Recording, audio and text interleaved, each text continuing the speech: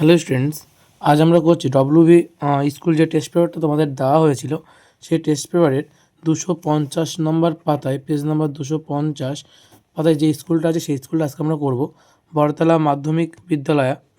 ঠিক আছে, তো চলো কি বলছে দেখো। প্রথম কোশ্চেনটা গ্রুপের প্রথম কোশ্চেন বলছে ওজন স্তর ধ্বংস অনুঘটকের কাজ করে না কোনটা? এটা অনুঘটকের কাজ করে, এটাও কাজ করে না কোনটা? N2O3 যেটা কিন্তু অনুঘটকের কাজ করে না। তোমরা জানো CFC, NO আর NO2 তিনটেই কিন্তু অন্য আছে ওজন স্তর ধ্বংসে কিন্তু অনুঘটকের কাজ করে, ওজন স্তর ধ্বংসে কিন্তু এদের ভূমিকা আছে। বয়লের সূত্রের গাণিতিক রূপটি কি? বয়লের সূত্রের গাণিতিক রূপ আমরা জানি যে PV = ধ্রুবক, ধ্রুবক, এটা হচ্ছে বয়লের সূত্রের গাণিতিক রূপ। STPতে 8 গ্রাম SO2 এর আয়তন কত হবে? তো STPতে SO2 মানে কত? SO2 মানে হচ্ছে S মানে সালফারের 32, ঠিক আছে, সালফারের 32 আর অক্সিজেনের 16 দুগুণ 32, 64। তাহলে 64 গ্রামের আয়তন যদি 22.4 লিটার হয় তাহলে 8 গ্রামের আয়তন কত হবে? দেখে নাও তাহলে 64 গ্রামের আয়তন যদি 22.4 লিটার হয়, কি বলছে যে 64 গ্রামের আয়তন যদি 22.4 লিটার হয় তাহলে 8 গ্রামের আয়তন কত হবে? তাহলে 22.4/64 ইন্টু কিন্তু 8, 8 8 64, 8টা কাটাকাটি যাবে, গেলে কত হবে দেখো, 2 থেকে 4 দিয়ে কাটাকাটি করো, 4 2 8, এখানে কত হবে?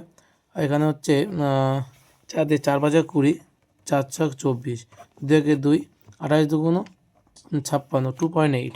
তাহলে কত উত্তর আসবে? 2.8 লিটার, ঠিক আছে, 2.8 লিটার হবে। আশা করি বোঝা গেল। তো নেক্সট কোশ্চেন কী বলছে?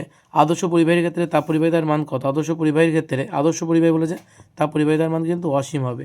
বলছে বস্তু অপেক্ষা ছোট অসৎ বিম্ব গঠিত হয় কোন দর্পণে? বলছে উত্তল দর্পণে কিন্তু বস্তু অপেক্ষা ছোট অসৎ বিম্ব গঠিত হয়। অবতল দর্পণের বক্রতা ব্যাসার্ধ 10 সেন্টিমিটার হলে ফোকাস দৈর্ঘ্য কত হবে? আমরা জানি R = কি? R = কিন্তু কী হবে? 2F, তাই তো?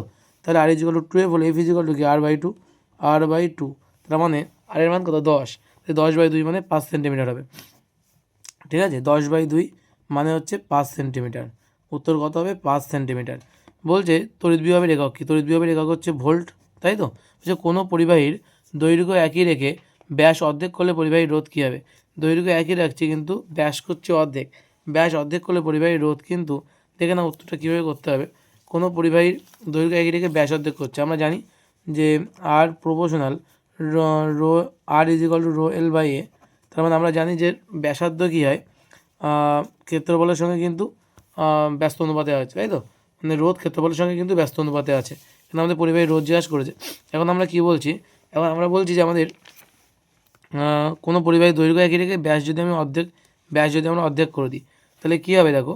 তাহলে প্রাথমিক অবস্থায় আমরা বলতে R = K/A, তাই তো? এবার আমরা R ড্যাশ যদি বের করি তখন আমরা ব্যাসার্ধ অলরেডি আমরা অর্ধেক করে দিয়েছি, তাহলে রোধের কী পরিবর্তন হবে? দেখে নাও R ড্যাশ মানে হচ্ছে A/, কত হবে তাহলে? ব্যাস যদি অর্ধেক করি তাহলে আমাদের কী হবে? ব্যাসার্ধও কিন্তু আমাদের অর্ধেক হয়ে যাওয়ার কথা, তাহলে A/2 হবে, তাই তো? A/2 যদি হয় তাহলে এখান থেকে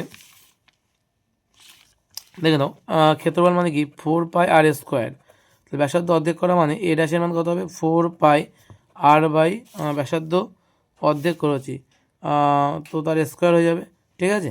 তার মানে 2 2 4, এখান থেকে মানে কত পাবো আমরা? একটা 4 চলে আসবে আগে, ইন্টু A, তাহলে A/4 হবে, A/4। এই 4টা যদি উল্টে যায় তাহলে 4 উপরে চলে যাবে, ইন্টু K/A, তাই তো? যদি K/A হয় তাহলে K/A মানে আমরা আগে জানি R, তাহলে কত হচ্ছে? 4 গুণ হচ্ছে না? তাহলে R ড্যাশের মান কত হচ্ছে? R ড্যাশ মানে হচ্ছে 4R হচ্ছে, কিন্তু মানে কত গুণ হচ্ছে? 4 গুণ হচ্ছে, ওকে। কত গুণ হচ্ছে এটা? 4 গুণ হবে, ঠিক আছে। কত গুণ হবে? 4 গুণ হবে। নেক্সট কী বলেছি দেখো, নেক্সট বলেছে যে তেজস্ক্রিয় মৌল সর্বশেষ কোন মৌলে পরিণত হয়? তেজস্ক্রিয় মৌল সর্বশেষ লেডে পরিণত হয়, লেড, ঠিক আছে।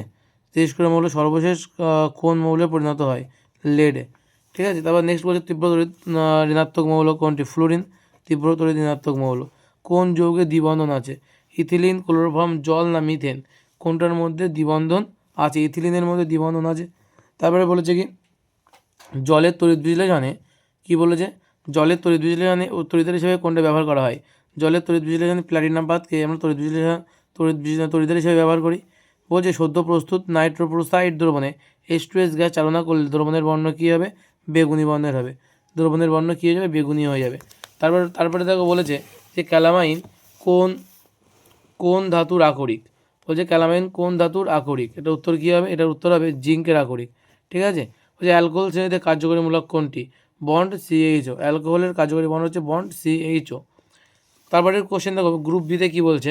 গ্রুপ বিতে বলছে যে এটি জৈব গ্রিনহাউস গ্যাসের নাম, এটি জৈব গ্রিনহাউস গ্যাস হচ্ছে মিথেন CH4। ওই বায়ুমণ্ডলের ড্যাশ স্তরে ঝড় বৃষ্টি মেঘ ইত্যাদি দেখা যায়, এটা হবে স্ট্র্যাটোস্ফিয়ার। কী হবে এটা? স্ট্র্যাটোস্ফিয়ার। মিথেন হাইড্রেটের সংকেত কি? মিথেন হাইড্রেটের সংকেত হচ্ছে 4CH4 ইন্টু 23H2O, মানে 4টে জল আর 4টে মিথেন আর 23টা জল। পরম উষ্ণতার পরমের স্কেলে বিশুদ্ধ জলের স্ফুটনাঙ্ক কত? উষ্ণতার পরমের স্কেলে বিশুদ্ধ জল, দেখো বিশুদ্ধ জলের উষ্ণতা 100°C মানে হচ্ছে 273, মানে আমরা জানি যে 273.15 এত ডিগ্রি সেন্টিগ্রেড হয়। তো এটা আমার যোগ হয়ে যাবে, তো 273-এর সঙ্গে 273.15 সঙ্গে আমার 100 যোগ হয়ে যাবে, মানে কত হবে? 373.15 এত কেলভিন। ঠিক আছে। তারপর বলছে বাস্তব গ্যাস কোন শর্তে আদর্শ গ্যাসের মতো আচরণ করে?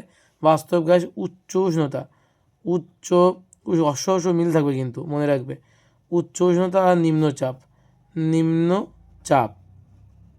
নিম্নচাপে কিন্তু কী হয়? নিম্নচাপে কিন্তু আদর্শ গ্যাসের মতো আচরণ করে। তাপ পরিবাহিতাঙ্কের এসআই একক কী? তাপ পরিবাহিতাঙ্কের এসআই একক কী হবে? Watt metre inverse kelvin inverse. ঠিক আছে। স্থির চাপে কোনো গ্যাসের আয়তন প্রসারণ গুণাঙ্কের মান কত? স্থির চাপে কোনো গ্যাসের আয়তন প্রসারণ গুণাঙ্কের মান 1/273 পার ডিগ্রি সেন্টিগ্রেড বা পার কেলভিন। দিনের আকাশ নীল দেখার তাই আলোর কোন ধর্মের জন্য? আলোর বিক্ষেপণ ধর্মের জন্য দেখা যায়, বিক্ষেপণ। বলেছে গাড়ির হেডলাইটে কোন ধরনের গোলীয় দর্পণ ব্যবহার করা হয়? অধিবৃত্তীয়। এটা কি উত্তর হবে? অধিবৃত্তীয় দর্পণ ব্যবহার করা হয়। বলছে বাল্যর চক্করে কোন শক্তিতে রূপান্তরিত হয়? বাল্যর চক্করে তড়িৎ শক্তি কনভার্টেড টু বাল্যর চক্করে যান্ত্রিক শক্তি, তড়িৎ শক্তি কী হয়? যান্ত্রিক শক্তিতে রূপান্তরিত হয়। বলছে যদি সার্কিটে ভোল্টেজ অর্ধেক করা হয় তাহলে অথচ রোধ একই থাকে, তবে কারেন্ট কত হবে? ভোল্টেজ অর্ধেক করছে আর রোধ আমাদের কী করছে? একই থাকছে। আমরা জানি ভি ইজ ইকুয়াল টু কী জানি আমরা? ভি ইজ ইকুয়াল টু আমরা জানি IR। আমরা কী জানি যে V is equal to IR, তাহলে আমরা I ইজ ইকুয়াল টু কত হবে? V/R হবে, যেখানে ভোল্ট এক আছে, ভোল্ট আমাদের কি কনস্ট্যান্ট আছে। এখন বলছে রোধ যদি এখানে আমাদের বলেছে ভোল্টেজ অর্ধেক করছে আর রোধকে দ্বিগুণ করছি, তাই তো? রোধ একই থাকছে, ভোল্টেজ অর্ধেক হচ্ছে, ভোল্টেজ অর্ধেক করলে কত হবে? এটা I বাঁচে, I ড্যাশের মান কত হবে? V/2 বসাবো, V/2 ইন্টু R, মানে 1/2 ইন্টু V/R। এই V/R মানে কি? আছে V/R মানে হচ্ছে I, তাহলে I ড্যাশের মান কত হচ্ছে? হাফ ইন্টু I, অর্থাৎ অর্ধেক হয়ে যাচ্ছে। তাহলে কী হবে? কারেন্ট কত হবে? কারেন্ট তাহলে কী হয়ে যাবে? ওখানে অর্ধেক হবে, কিন্তু কারেন্ট কী হবে? অর্ধেক হয়ে যাবে। বলছে নিউক্লিয়ার সংযোজন প্রক্রিয়ায় সাহায্যে কোন বোমা প্রস্তুত করা হয়? এটা হচ্ছে হাইড্রোজেন বোমা প্রস্তুত করা হয়। নিউক্লিয়ার সংযোজনে হাইড্রোজেন বোমা প্রস্তুত করা হয়। হাইড্রোজেন বোমা কিন্তু প্রস্তুত করা হয়। বলছে মৃত জৈব বস্তুর বয়স নির্ণয়ে কার্বনের কোন আইসোটোপ ব্যবহার করা হয়?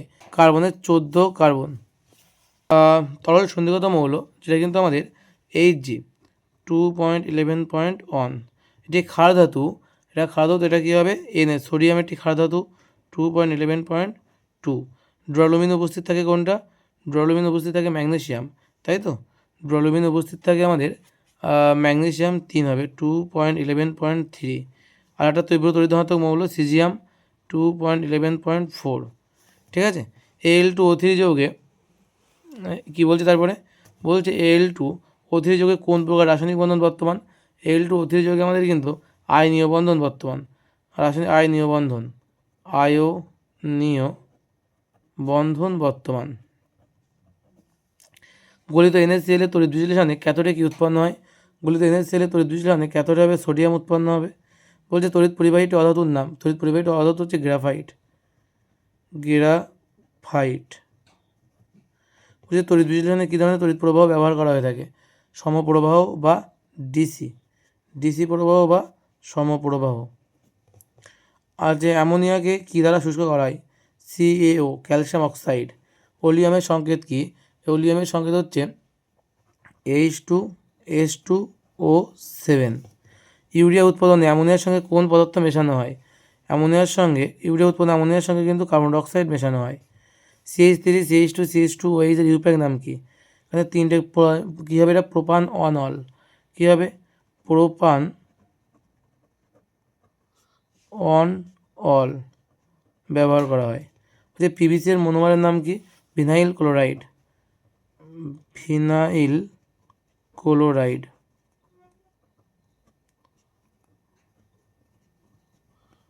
Vinyl chloride. আর CH3 CH2 OH একটি সমবায়ের নাম আর সংকেত লেখো।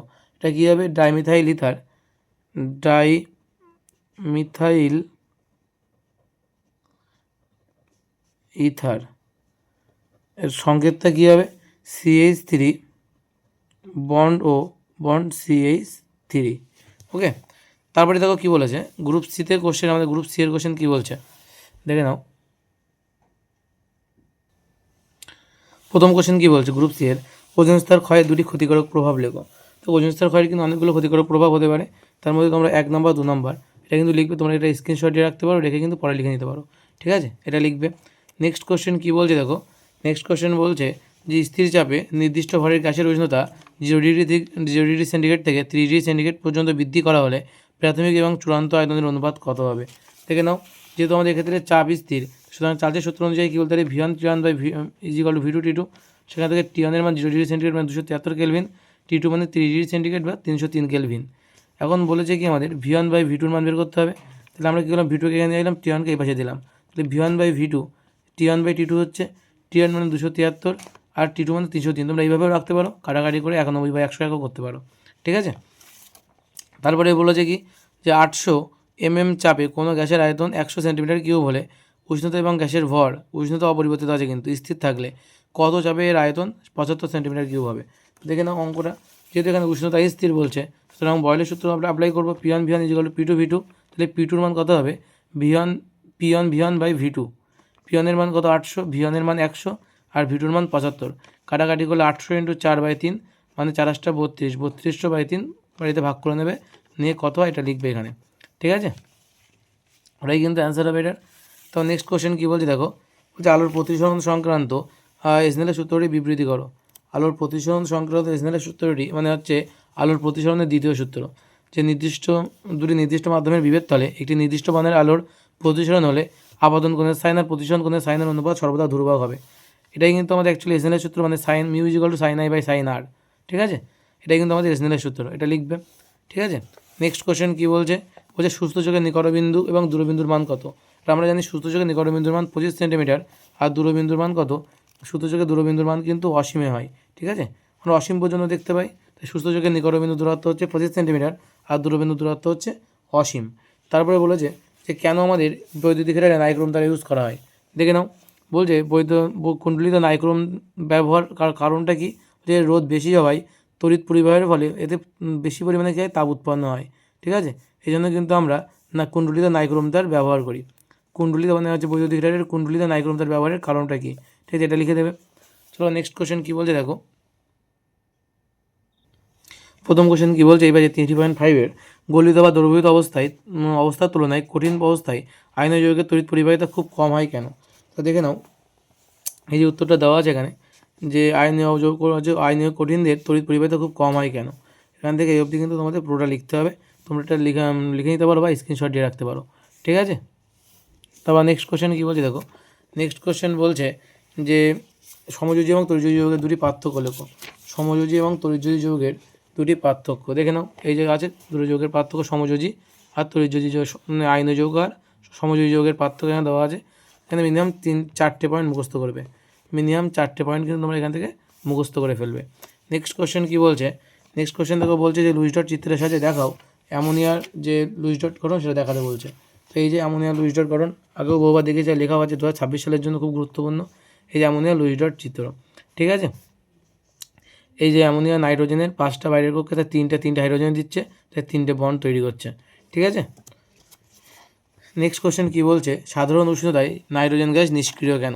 দেখো সুন্দর করে উত্তরটা লেখা আছে এখানে, যে সাধারণ উষ্ণতায় নাইট্রোজেনের নিষ্ক্রিয়তার প্রধান দুটি কারণ, 1 নম্বর শক্তিশালী ত্রিবন্ধন থাকে, ঠিক আছে, নাইট্রোজেন অণুতে দুটি নাইট্রোজেন পরস্পরের সঙ্গে কিন্তু শক্তিশালী নাইট্রোজেন ত্রিবন্ধন দ্বারা যুক্ত থাকে। আর বলছে উচ্চ বন্ধন বিয়োজন শক্তি, বলছে এই ত্রিবন্ধন ভাঙার জন্য প্রচুর শক্তির প্রয়োজন হয়, যেমন প্রায় 946 কিলোজুল পার মোল। সাধারণ তাপমাত্রায় বা কক্ষ উষ্ণতায় পরিবেশে এই সংঘর্ষের ফলে এই বিপুল শক্তি পাওয়া যায় না, তাই নাইট্রোজেন সাধারণ উষ্ণতায় কিন্তু নিষ্ক্রিয় হয়। ঠিক আছে, এই দুটো কারণ লিখে দেবে। তারপরে কি বলেছে দেখো, বলেছে সিইউ এর একটা আকরিকের নাম আর সংকেত লেখো। সিইউ এর একটা আকরিকের নাম হচ্ছে কপার গ্লান্স, এর সংকেত হচ্ছে Cu2s। জার্মান সিলভারের একটি ব্যবহার লেখো। দেখো উপরে দেওয়া আছে যে বাসন, ফুলদানি বা শৌখিন দ্রব্য প্রস্তুতিতে কিন্তু এটা ব্যবহার করা হয়। তারপরে বলেছে যে জার্মান সিলভারে উপস্থিত উপাদান ধাতুগুলির নাম লেখো। কী কী থাকে? কপার, জিঙ্ক আর নিকেল। কী কী থাকে? কপার, জিঙ্ক আর নিকেল। ঠিক আছে, তারপরে দেখো কী বলছে, তারপরে বলছে যে CCl4 এ দ্রবীভূত লাল বর্ণের ব্রোমিন জলে ইথিলিন চালনা করলে কী ঘটবে সমীকরণ সহ লেখো। তো দেখে নাও উত্তরটা কী হবে।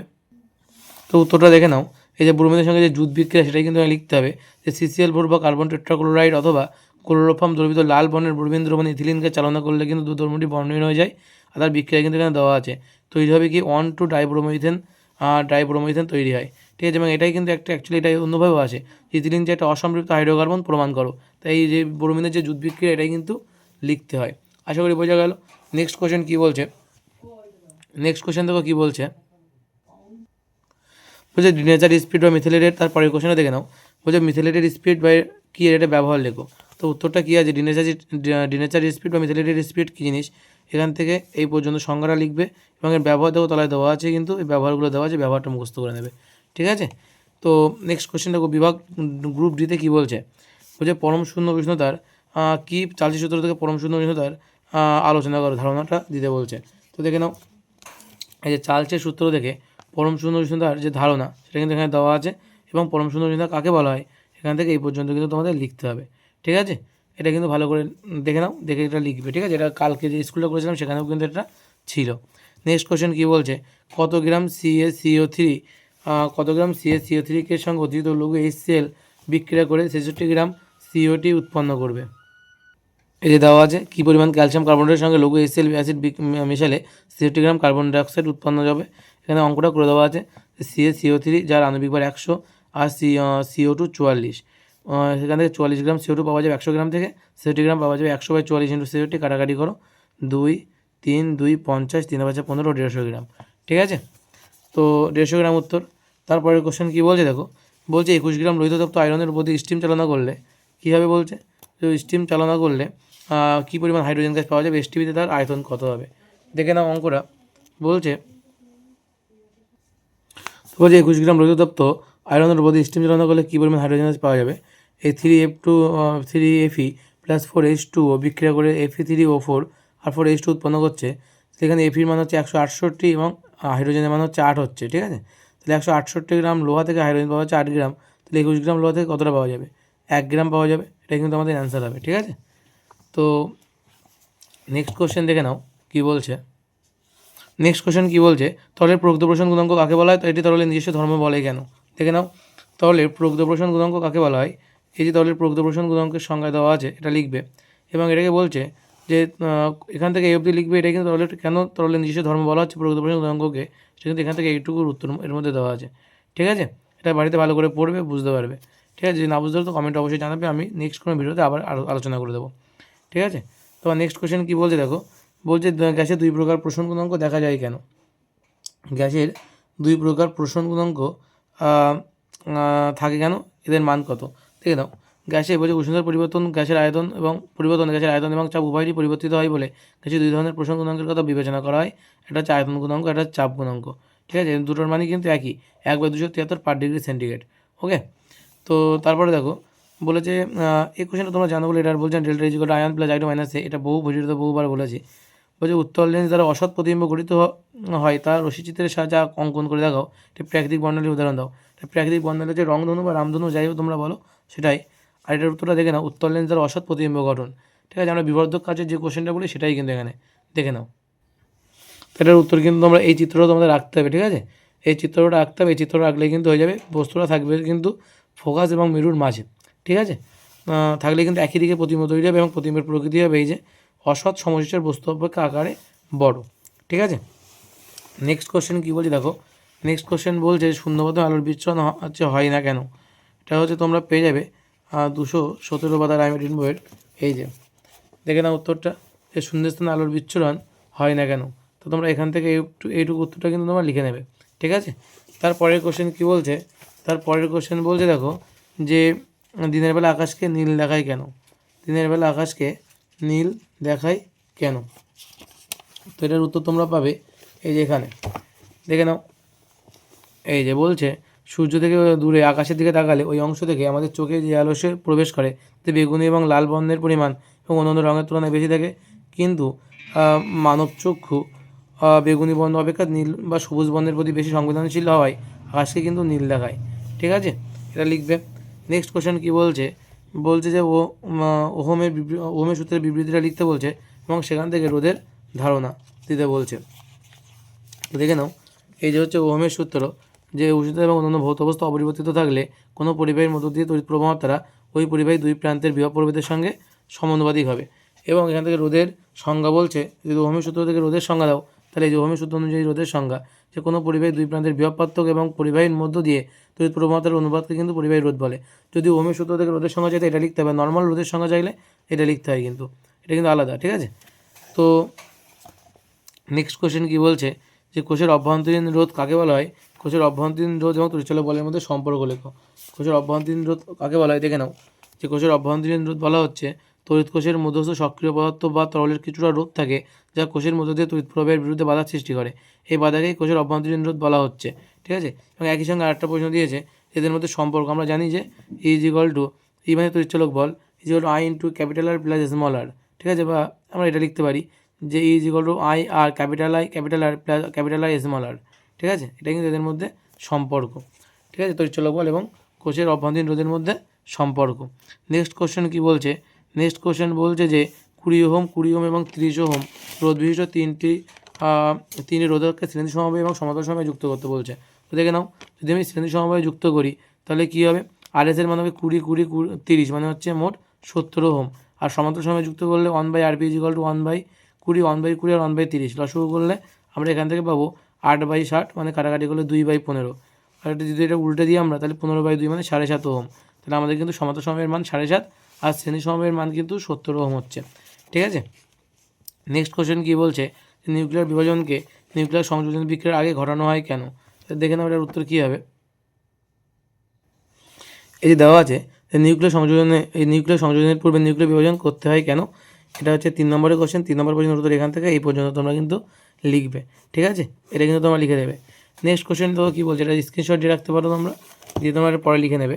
তো নেক্সট কোশ্চেন কী বলছে, নেক্সট কোশ্চেন বলছে আমাদের যে পরমাণু বোমা কোন নীতির ভিত্তিতে তৈরি করা হয়, অনিয়ন্ত্রিত নিউক্লিয় বিভাজন। মৌলের তড়িৎ ঋণাত্মকতা কাকে বলা হয়, পর্যায় সারণীর যে কোনো পর্যায়ে বাম দিকে ডান দিকে গেলে তড়িৎ ঋণাত্মকতা কীভাবে পরিবর্তিত হয়, দেখে নাও।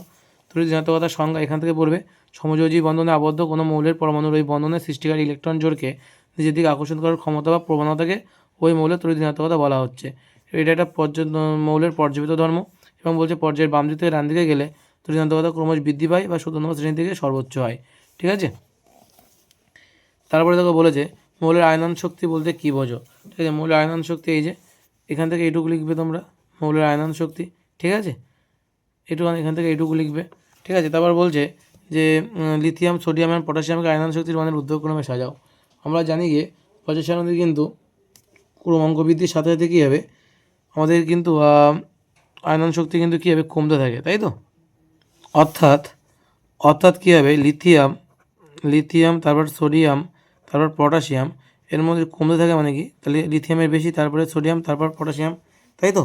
তারপর যে সিইউ তড়িৎদ্বারের সাহায্যে CuSO4 দ্রবণের তড়িৎ বিকিরণে ক্যাথোড এবং অ্যানোডে সংঘটিত রাসায়নিক বিক্রিয়া দুটো লেখো।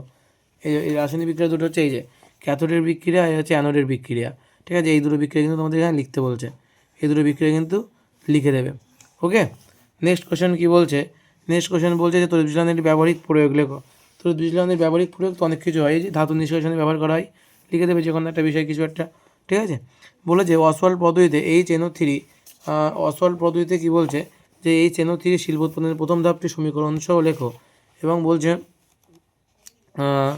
নাইট্রোলিম কী, দেখে নাও। এই অসওয়াল্ড পদ্ধতির প্রথম ধাপ মানে এইটা কিন্তু 1 নম্বর সমীকরণে লিখতে বলছে, তো এখান থেকে এই পর্যন্ত লিখতে হবে, সবটা না দিয়ে কিন্তু প্রথম সমীকরণটাই দিয়েছে, ঠিক আছে, এটা সমীকরণ সহ লিখবে। আর এই পাশে কী বলেছে, নাইট্রোলিম কী, নাইট্রোলিমটা দেখে নাও, এই যেখানে আছে নাইট্রোলিম কী, ঠিক আছে, এটা হচ্ছে নাইট্রোলিয়ামের হচ্ছে সংজ্ঞা। এটা দেখে লিখে নেবে যে ক্যালসিয়াম সায়ানামাইড এবং কার্বনের মিশ্রণকে বাদামি বর্ণের যে মিশ্রণ থাকে তাকে নাইট্রোলিয়াম বলা হয়। এটা জমিতে কিন্তু সার হিসেবে ব্যবহার করা হয়। অবস্থানগঠিত সমবায়বতা কী জিনিস? বলছে অবস্থানগঠিত সমবায়বতা কাকে বলে, উদাহরণ দাও। দেখে নাও অবস্থানগঠিত সমবায়বতা কী জিনিস। এই যে জৈব যৌগিক কার্যকরী মূলকের অবস্থানের পার্থক্যের জন্য যে সমবায়বতা সৃষ্টি হয় তাকে বলা হয় অবস্থানগঠিত সমবায়বতা। এই উদাহরণ কিন্তু দেওয়া আছে এখানে দুটো, ঠিক আছে, এই দুটো লিখতে হবে। তারপরে কি বলেছে, কীভাবে পরিবর্তন করবে C2H4 থেকে C2H6, কীভাবে পরিবর্তিত হবে দেখে নাও। C2H4 থেকে C2H6 অর্থাৎ আমাদের এই হাইড্রোজেন সংযোজনের যে বিক্রিয়াটা থাকে, নিকেল এবং 250 ডিগ্রি সেন্টিগ্রেড তাপমাত্রা লাগে এবং এর মধ্যে হাইড্রোজেন দিতে হয়। এটাই যে আমাদের C2H4 থেকে C2H6 তৈরি হয়, কিন্তু ইথিলিন থেকে ইথেন তৈরি, ঠিক আছে। এই বিক্রিয়াটা লিখতে হবে, কিন্তু হাইড্রোজেন সংযোজনের বিক্রিয়াটা পুরো লিখতে হবে। নেক্সট কী বলেছে দেখো, বলেছে C2H5OH থেকে C2H4 কীভাবে তৈরি করা হচ্ছে। C2H5OH থেকে C2H4 কীভাবে তৈরি হচ্ছে দেখে নাও। যে C2H5OH থেকে C2H4 তৈরি হচ্ছে গাঢ় H2SO4 এবং 170 ডিগ্রি সেন্টিগ্রেড তাপমাত্রা দেওয়ার ফলে। ওকে, নিরুদান বিক্রিয়াটা এটা কিন্তু আগেও বহুবার এসছে, আবার এখানেও দিয়েছে, ঠিক আছে। খুব গুরুত্বপূর্ণ একটা বিক্রিয়া। এই ছিল আমাদের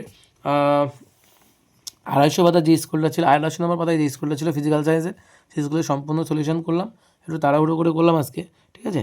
কিন্তু তোমরা প্রতিটা উত্তরই পেয়ে গেছো আশা করি। তোমরা যারা এখন ভিডিওটা লাইক, সাবস্ক্রাইব এবং শেয়ার করেন তারা অবশ্যই কিন্তু বন্ধুদের কাছে শেয়ার করে দেবে। আজ এই পর্যন্ত থাক, ঠিক আছে।